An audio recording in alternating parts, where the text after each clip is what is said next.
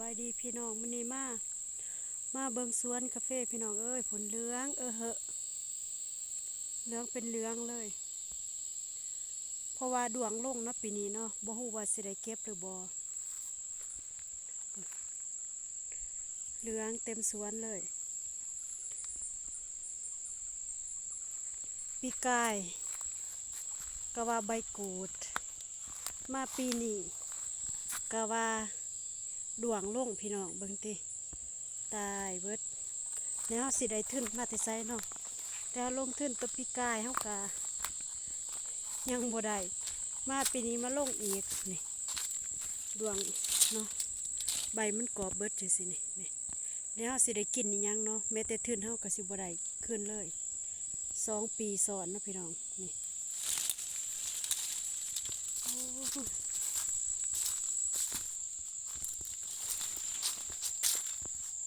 ขนาดนั้นก็เสียดายพี่น้องเอ้ยดกบ่ดกผมห้ามเลยเจาะมันจะกินจังซี่แล้วเนาะบางกกมันก็มีหลายโตบางกกก็มีตัวเดียวแล้วเพิ่นกินแบบหันมันก็ฮักแล้วเนาะปวดอีหลีติหมากถ้าจริงหมากมันใหญ่อีกบ่พอ2 เดือนมันก็สุกเลยพี่น้องโอ้จะได้เก็บเยอะปี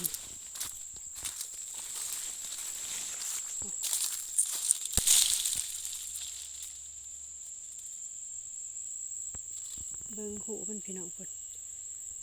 เพราะว่าเฮากำจัดแบบใดก็บ่อยู่เนาะ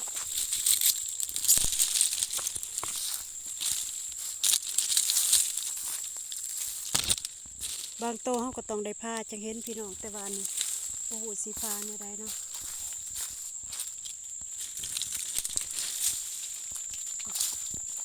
ตายเรียบพี่น้องเอ้ยโอ้แมงแขนโอ้ยแมงแขนอันเด็ดโอ้แต่ว่าแมงแขนนี่มีพิษได้พี่น้องถ้ามันถือเหี่ยวหั่นนางอ่อนๆนี่เรียบร้อยเลยพี่น้องแบบไฟไหม้เลยนี่หมากดกเป็นดกพี่น้องเอ้ยเบิ่งนี่ติพุ่นหอยโปะเลยพี่หั่นแล้วสิได้กินยังบัดนี้แต่เสียดายกาแฟแล้วสิมีทุนลงจะได้บัดนี้เนาะยังบกโอ้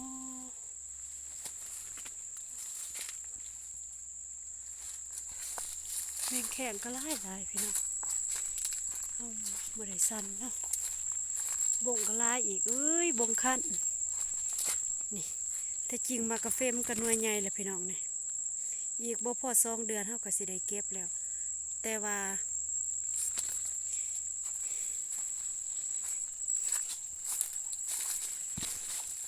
ดวงลงนะพี่น้องเนาะถ้าบ่มันก็สิเป็นจังสี่แล้วพี่น้องนี่กาแฟเฮา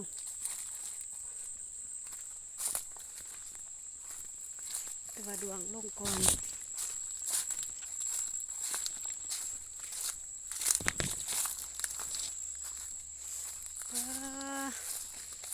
แนบไปทางใดก็เหลืองเบิดปุ่นหอนก็พอหอน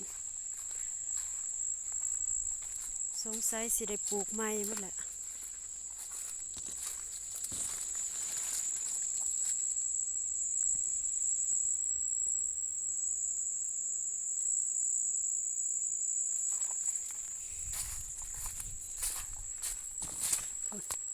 ตายเป็นกกเลย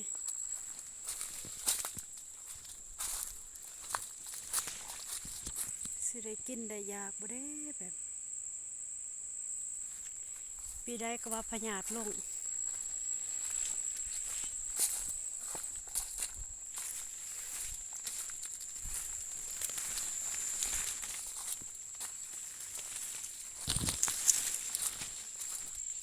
ถ้าสวนที่ว่ามีโฮมจะไข่แน่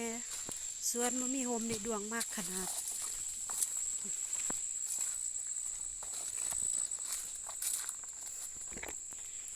โอ้ย แต่เสียดายพี่น้องเอ้ย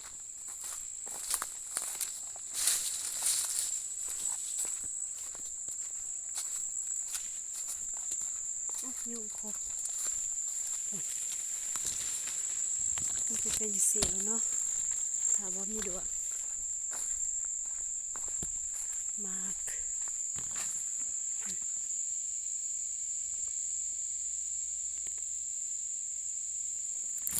อีกว่าพอ2-3 เดือนก็ได้เก็บละ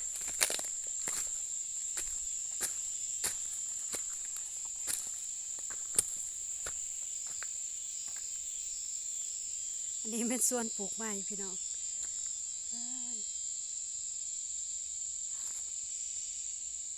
บูฮูแล้วน่าจะทางหายเนาะ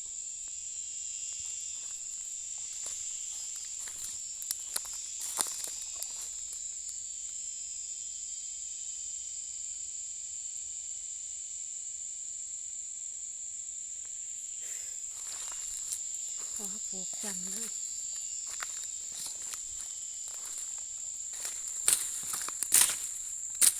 ตัวทางตัวบอ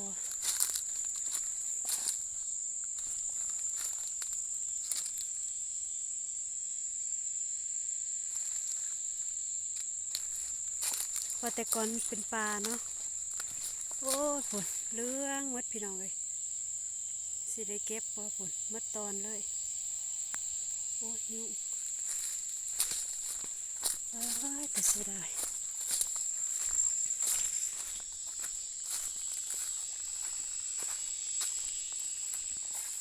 มันสวนเขาเจ้า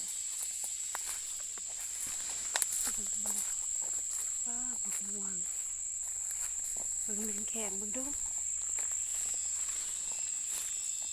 ลายแห่งบอ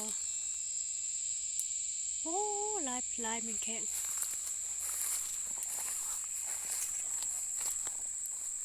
สันบอมันสิลองสันเนาะ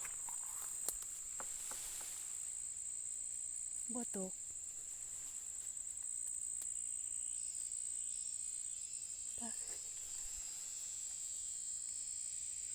เห็นตัวหนึ่งมันตกเพราะว่าปีก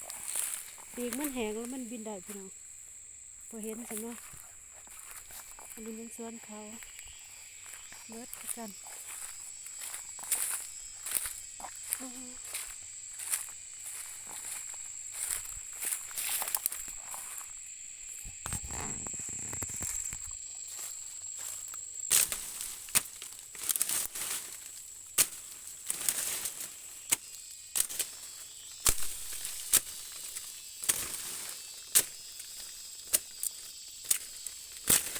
ใหญ่เนาะ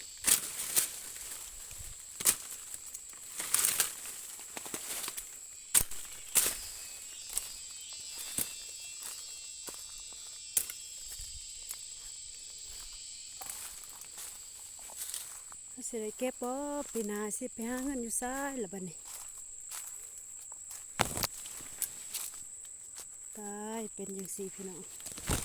สิอยู่จังได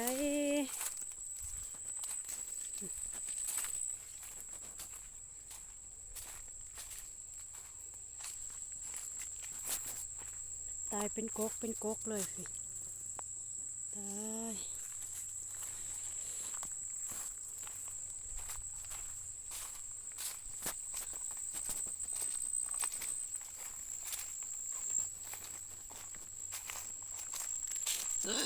โอ้